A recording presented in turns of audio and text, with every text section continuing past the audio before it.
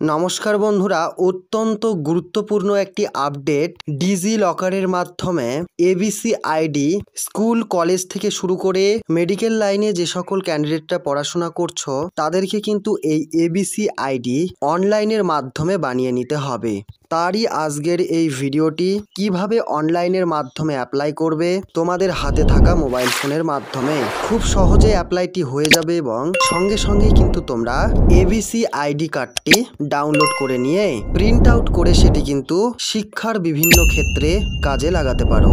এবং বন্ধুরা, এটি কিন্তু ভারতের প্রত্যেকটি ক্যান্ডিডেটদের এটি কিন্তু বানিয়ে নিতে হবে।